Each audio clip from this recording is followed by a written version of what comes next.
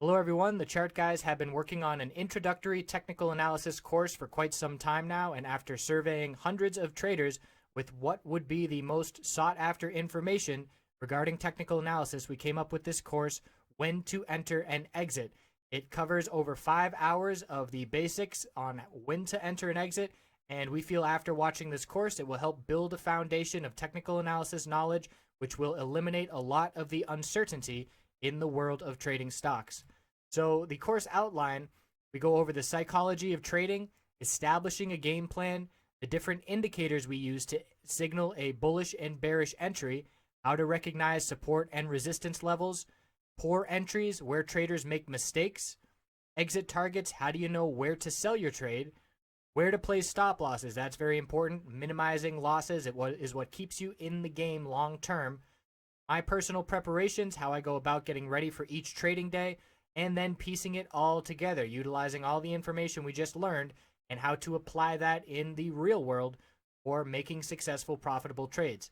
As a bonus, we also include a lot of information on finding entries and exits utilizing patterns, and you can find these patterns on every time frame on pretty much any stock and commodity trading, and certainly being able to recognize those patterns can give you an edge as well. So we hope you will check this out. Again, it's an introductory level course. So if you are new to technical analysis and trying to get a firm grasp on things and feeling a little bit overwhelmed, then this course is for you. I hope you check it out. Appreciate you watching. Happy holidays, everybody. Checking in on the Canadian MJ sector, CGC, MT, OGI, APH, and ACB. So it's still a scenario where the bulls need to prove to us that they are changing this trend, because as we can see since the top, it's been nothing but lower highs and lower lows.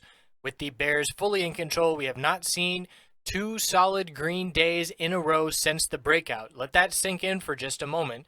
We have seen two green days in a row, but those days are usually seen with some profit taking. The most bullish move we have seen since the breakout was back here on the initial bounce attempt, where we did see a little bit of upside. There were some nice gains to be had there.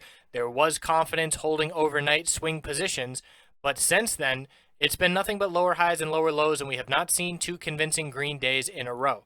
So we did see bulls buying the dip on the pullback. We broke key support. We had a fast flush to the downside. We have still not confirmed bullish reversal candlesticks from finding a bottom on that flush, and we are still struggling to see a bounce play out. So we've got the 20-period moving average resistances. This middle Bollinger Band is very key, because it pretty much, on any time frame you're looking at, when you're trading above it, you are trading in the bullish Bollinger Band channel, and when you're below it, you're in the bearish channel. So we can see on the breakout, we consolidated, held the 20-period moving average, continued to the upside, and now that we have lost that level, we have rejected from it multiple times, about 4 times here for CGC. That level is 1031, and it's going to begin descending a bit more rapidly now that we are not factoring in such bullish days 20 days ago. So looking for, from here in the short term, if the bulls can get over the middle Bollinger Band, I'll start to become a believer, and I'll start to be looking for more swing-based trades. But until that happens, the mindset of the trader is looking for short-term gains and locking in those profits along the way. Obviously, if you're long and in this for the long haul, the weekly chart is what you're concerned with more so than the daily. But as of right now, as a trader, it's really day trading, because swing trading, as I've said, we have not seen two consistent green days in a row in quite some time. So why would anybody want to hold multiple days in a row unless they were looking longer term? So from here, we have support for CGC. The low of that dump was 851. That's very key going forward. If we lose it, there is not much support besides psychological levels, $8 even, down to 765. That's the low of November 22nd and 23rd. Pretty much every stock we're looking at here is still holding that support besides ACB. And I get people asking me why it is the lead bear. Technically speaking, it is the lead bear because it has lost this support. And we'll look at that here at the end of the video. So as of right now, bulls still in control. I should take that back. It is the bears still in control of the overall daily time frame. We did see a nice little bounce. And again, there are gains to be had there. Day trading gains. And we've got resistance now, 950, 953. The high of the past couple of days, some clear resistance around those levels. And again, all about the middle Bollinger Band. We can bounce all the way to $10, $10.20, and reject from this middle Bollinger Band, and it's just another lower high in this pattern. So when I am looking at lower highs, I'm looking at the high of the move, the lower high on the initial bounce attempt for further consolidation, a third lower high here from December 1st, a fourth lower high from another bounce attempt rejecting from the middle Bollinger Band, and we're now looking to see a fifth lower high set. And it's not going to change this trend of consolidation on the daily time frame unless we can break 1117 and break the lower high pattern, which obviously where we currently stand, that's almost 20% away from here and not likely in the short term. But that being said, like I said, the long-term bulls are concerned with the weekly time frame, and the consolidation here is still normal and healthy. We have to keep in mind where we are coming from, and we are coming from down under $3 in a span of 2, 4, 5 months. So we are still seeing hundreds and hundreds of percent gains. We are still up over 400%, right around 400% from where we were before this breakout started. So we need to keep that in mind. And I keep saying the low here of this week at the end of October, that's the key support I'm looking at for the long-term trend. 554, we could pull all the way back to $6, and it's still maintaining higher lows on the long-term trend. So we could lose another 33% from where we still stand, and the long-term bulls that are concerned with 1+ years out from here are still maintaining that bullish uptrend. MT, which is tied to CGC due to that deal, also has lost the middle Bollinger Band now. It was the strongest because of the reaction to that deal. We got a higher high where no other in these names got that higher high. So we have the middle Bollinger Band support holding, but it was lost. That was a shift in the trend. And now we're going to start seeing lower highs and lower lows. And that lower low came losing that middle Bollinger Band support. So it was just a little bit of a guideline, as if the price action didn't show us clearly enough. But losing that middle Bollinger Band, we went from forming higher lows and higher highs to now forming lower highs and lower lows. Same thing, we had a nice bounce, 570 up to 643, the high of Friday. Gap up open with some profit taking. No surprise there. That has happened time and time again. Gap ups are for selling in this sector. Over the past month at least, that's been the very clear pattern. So a nice bounce attempt, but again, hard to convince yourself to hold overnight if you are just a short-term trader. If you're a long-term trader, you're not even thinking about all these day-to-day moves, and I'm sure you are. That's not true. You are thinking about them, but you shouldn't be. And I know it's a lot easier said than done because you're going to be checking every day, even if you are long a year plus. It's just really important to have your game plan established beforehand and not let the emotion of the short term sway your long-term game plan. So it's the same thing here with the middle Bollinger Band. After it holding as support for all these tests, I would expect it to be some tough resistance. It's at 653, and it's going to begin leveling out and then potentially descending, and we'll see if it starts knocking down the price with it.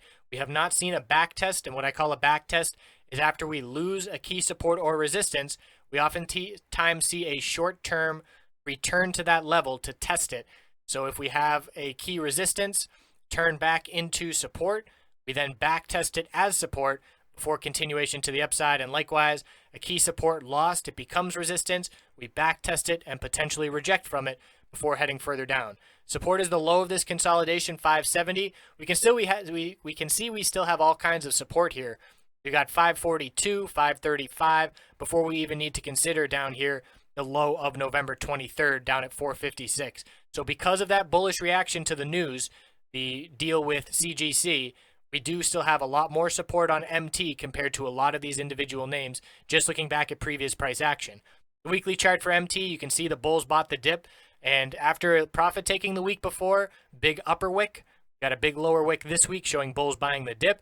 And if you put those 2 weeks together, it pretty much is just one big doji of indecision, with the upper wick and the lower wick roughly the same size, and the market just stalling out a little bit, saying we're not quite sure where we are headed in the short term. So for a chart like this on the weekly, we're obviously watching the sector as a whole, and we're obviously watching CGC trading because they are linked together. But it is absolutely worth charting both of them because of the little differences and the different key support and resistance levels. So still looking strong here on the weekly time frame. The level I'd be watching here for the long term is 456, that low of November 23rd. And again, we could pull all the way back down to 353, the support from the last solid consolidation, building a base at 353. As long as we form a higher low compared to 353, we remain in an uptrend long term.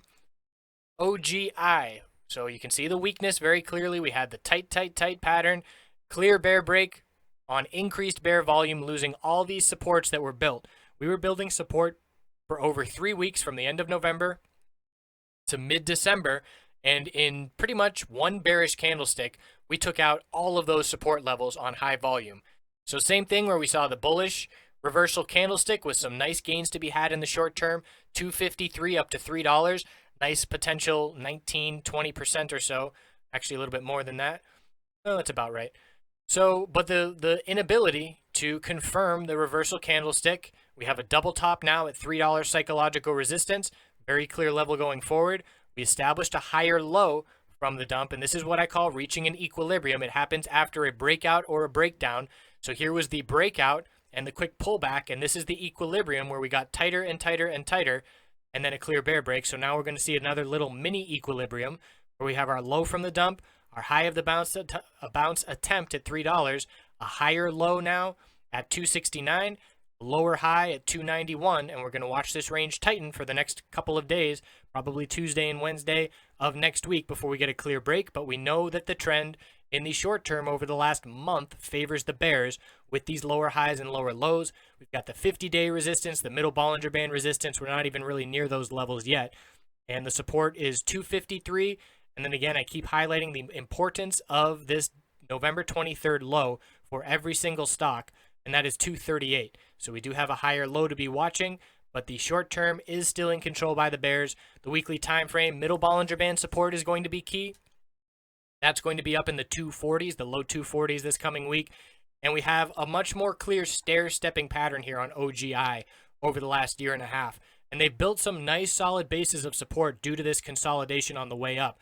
Certainly a much healthier trend for the long-term bulls rather than a stock that would just shoot straight up and not form these supports on the way up, because that would make it a lot easier to come back down and lose those supports. So we look at CGC. It too has some nice solid bases, but you can see here from this move from $4 up to $17, we didn't form a ton of support while consolidating. And you look at OGI long term, and we had these nice month-long consolidation periods building this base of support. So I'm looking down at 238, 232. Middle Bollinger Band will come into play there as well. And as long as we form a higher low, I would say here down to 133. Anything above 133, and the long-term uptrend will remain intact. Keeping an eye out for this bearish MACD cross that may occur. If we lose that middle Bollinger Band on the weekly, that will be lost as well. We've had this middle Bollinger Band as support now on the weekly time frame for the past 7 months. So we know that is a very key level to hold. It would be a little nerve-wracking for the long-term bulls if we did lose that middle Bollinger Band support. Keeping in mind, though, we did lose it back here to start 2016 before regaining it. APH was another equilibrium, very, very tight, very clear pattern, similar to OGI, and it too took out 3 weeks of support with one high-volume bear day. Here we have a double bottom now with the low of November 23rd. So ACB has already broken the low of November 23rd. APH is the second closest to losing this support. It is still intact, 405 and 406, a bit of a double bottom at that area. Very nice day trades, and certainly some swing trade opportunity here, where we had 406 as the low and 492 as a high. So another one with almost 20-25% on this move, but we can see clear resistance, 492, 490. We're topping out a little bit. Even though we did get a higher high there, we can see a little bit of profit taking.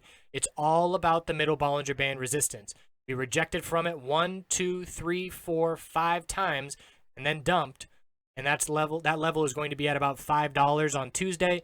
Need to close above that level as step one for trying to reverse this trend. But to see clear reversal, we're going to have to get above 556 and break this lower high pattern. So again, same thing. Middle Bollinger Band on the daily time frame this coming week is very, very key. If we reject yet again, we know the bears are in control. Bull volume, not too strong on this bounce. And let's actually compare it to all these names real quick. OGI, fairly weak bull volume. That dump day was some high volume. We have to anticipate, or I should say we have to factor in that a lot of that volume was bearish initially before the bulls showed up. So you can't just look at the green volume and say, oh, that's all bull volume, because a lot of that was bear volume before the bulls showed up. MT, fairly low bull volume, especially comparing back to the past, and CGC as well, decreasing bull volume. Nothing really standing out in terms of strength.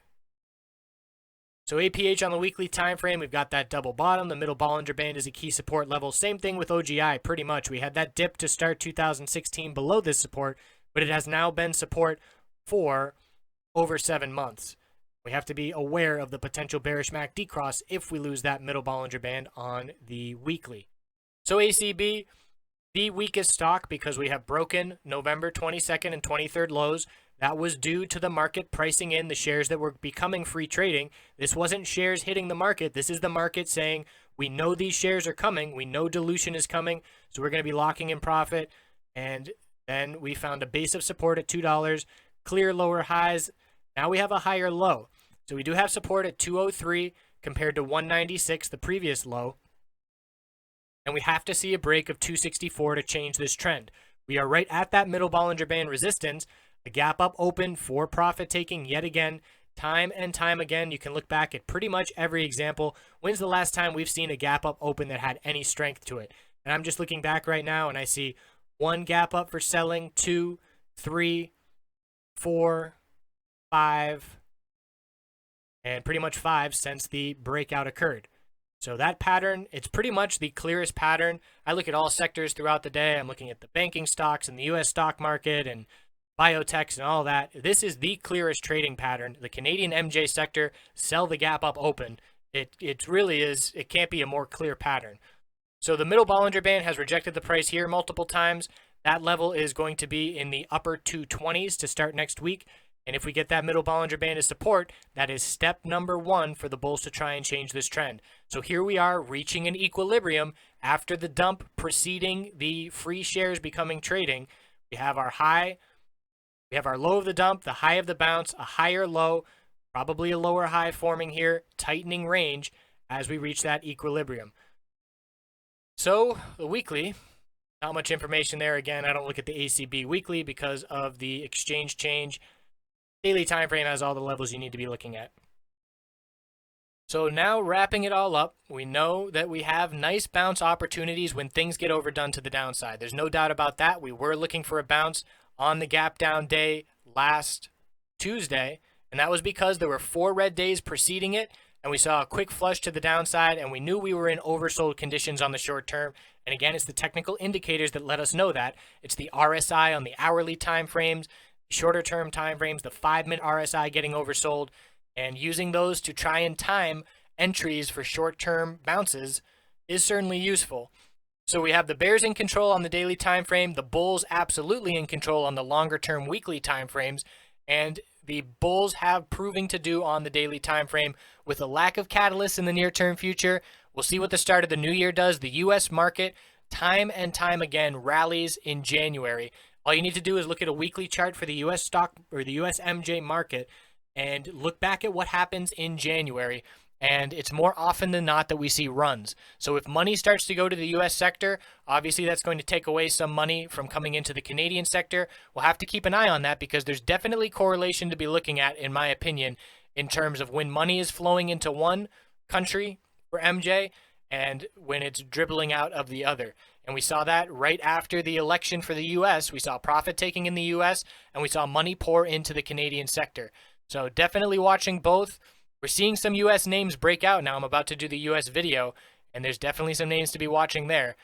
So we'll check back in probably towards the end of this week. We'll see how the trading action goes and if there's any big-time volatility and updates. I hope you have wonderful, happy holidays with your families, and we'll check back in soon. Have a great night.